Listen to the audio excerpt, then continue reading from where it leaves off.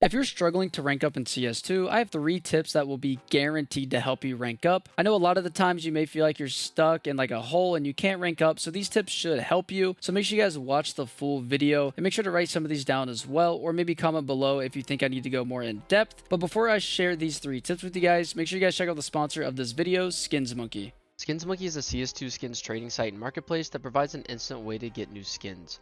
My favorite thing about Skins Monkey is that I can trade skins that I no longer want and trade it for a skin that is equal value. If you use code LouisCS2, you get a $5 bonus on your first trade. If you want to buy skins, you can get a 30% deposit bonus plus an extra 5% using my code. The link is down in the description.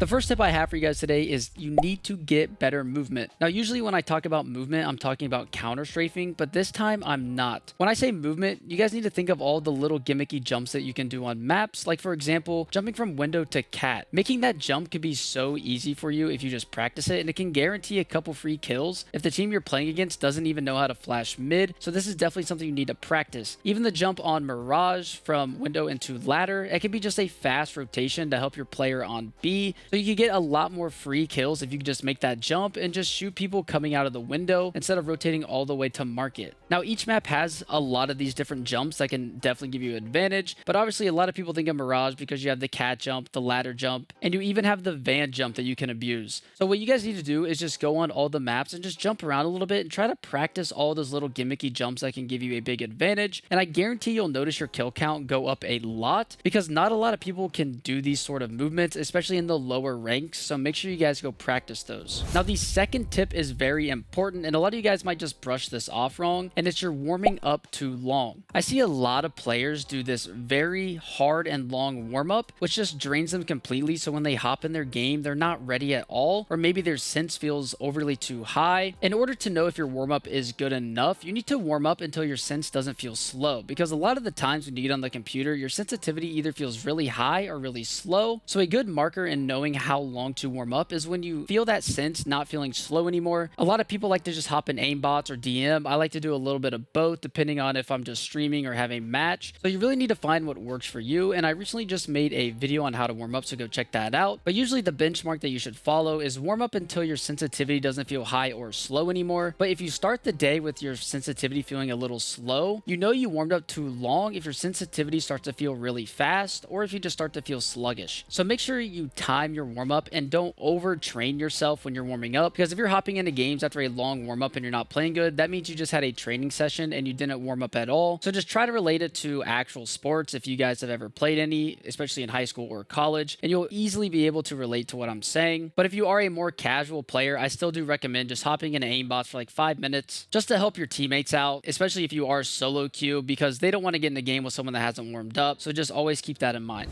Now, this last tip is very important, especially if you made it this far in the video, and I have talked about this in my past videos, but the tip is that you take the game too serious. A lot of people go into each game thinking it's just a major final, they have to give their 110%, and if something bad happens, it's the end of the world. Now, I think that mindset is awesome, but it's definitely not the end of the world. I love seeing people give their 110%, trying to call strats and give ideas. I think that's really awesome to have in the Counter-Strike scene, but just because your idea doesn't work or someone else has an idea, it doesn't mean it's the end of the world, and it doesn't mean that you should get toxic and start to rage at them. At the end of the day, Counter-Strike is just a game, and a lot of these guys aren't really trying to go pro, especially if you are playing at the lower ranks. So don't get mad at someone if you're like faceit level 5, or maybe you're in a lower premier elo and you're watching this video trying to figure out how to rank up. You will win more games if you actually try to have fun, because like I've said before, Counter-Strike is just a game and you need to get on the game to have fun. But if you are looking for that competitive itch, you guys should go look for a team, and don't expect your random players in your premier games or your faceit games to know literally every smoke, every comm, every call out, because the higher expectations you have in your rank, the more tilted you'll get in your matches. In my level 10 games, I used to expect my teammates to know literally every smoke, every call out, every little basic strat, but then I started to realize that when CS2 came out, a lot of these level 10s looked like they were boosted or they bought accounts, so I actually lowered my expectations, and I'm having a lot more fun, especially when my teammates do something totally stupid. Instead of getting mad, I just laugh it off, just knowing that I have low expectations for them, because most of them are casual players, and if you watch my stream stream, you know I play early in the morning, so a lot of these guys are just working people, taking work calls or in online meetings, working remotely, and they're just playing the game to just pass the time. So me getting mad at them is probably going to make their day worse, and that's what you guys should also take as well from this, that don't get mad at anyone because they probably just want to hop on the game and have fun, especially if they had a bad day. So make sure you guys always keep the vibes good, and always remember that Counter-Strike is just a game, and make sure you're having fun. So those are all the tips I have for you guys today, and if you liked the video, make sure you subscribe to my channel for some daily CS2 content. Make sure you guys like the video, and comment down below if you think I did miss anything. I reply to all your guys' comments, so if I did leave something out, please criticize me, and I will read it and reply. But that is the end of the video, boys, and I'll see you guys in the next one.